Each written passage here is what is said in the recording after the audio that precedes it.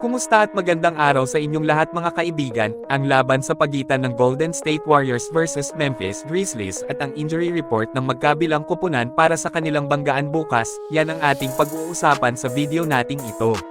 So matapos ang huling laban ng gold-blooded kontra Milwaukee Bucks na kung saan natalo nga po ang Dubs sa bakbakan, bagaman talo ang GSW ay believe pa rin tayo sa ipinamalas na performance ng team sa nasabing salpukan mga kaibigan, na kahit walang Stephen Curry, Draymond Green, Gary Payton II at CP3 ay kitang pinahirapan pa rin ng gold-blooded ang kinikilalang malakas na Milwaukee Bucks. Isang malaking patunay ito na dapat talagang bigyan ng malaki at mataas na respeto ang kupunang Golden State Warriors, dahil hirap man sa halos lahat ng laban at palaging hindi kumpleto ay binibigyan nga nila ng magandang laban kahit anong team ang makaharap sa loob ng court.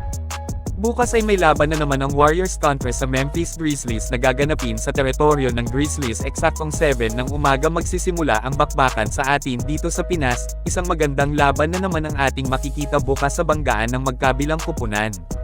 Ngayon ay dumako na po tayo sa injury report ng Warriors at Grizzlies para sa kanilang game bukas. Para sa Memphis Grizzlies ay halos maubos mga player nila, ang daming pasok sa injury list ng grupo, na kung saan out bukas versus Warriors si Jake LaRavia has been diagnosed with a grade 2 high left ankle sprain, out si Desmond Bane na may left ankle sprain din, out naman si Marcus Smart suffered a severe right ring finger injury, Derrick Rose na may thigh injury.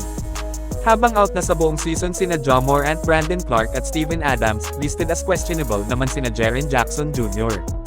at Santi Aldama. So grabe, halos maubos talaga mga player ng Grizzlies malas ang season na ito para sa kanilang mga kaibigan. At para sa Golden State Warriors naman ay out sina Moses Moody, Chris Paul at Gary Payton II. Sa mga hindi pa nakakaalam, bukas ang balik laro ni Draymond Green, ayun yan sa lehitimong source natin na si Shams. Isang napakagandang balita ito para sa gold-blooded, sa wakas ay makukumpleto na rin ang malakas na Big 3 ng Dubs. Liyamadong-liyamado ang GSW sa game bukas kontra Grizzlies, pero yun nga walang siguradong panalo sa bawat laro kasi hika nga nila bilog ang bola. Kayo mga kaibigan, anong team sa tingin nyo ang mananalo sa harapan ng dalawang samahan bukas?